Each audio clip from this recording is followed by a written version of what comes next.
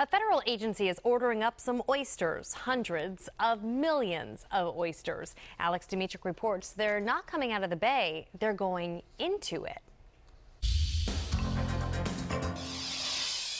For much of the past decade, Maryland has been doing this to bring back a thriving oyster population in the bay.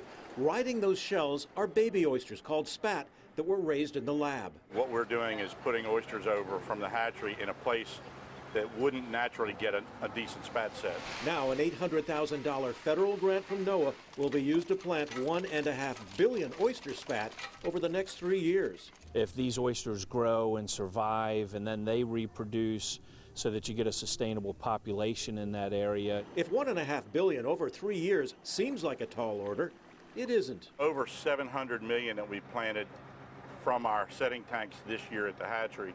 That does not include probably another 300 or more million that we've done with other programs.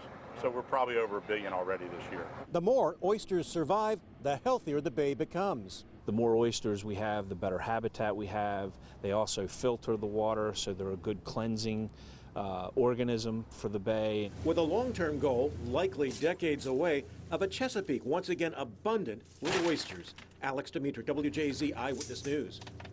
Well, the NOAA grant stipulates the oysters are to be planted in protected sanctuaries that are currently off limits to harvesting.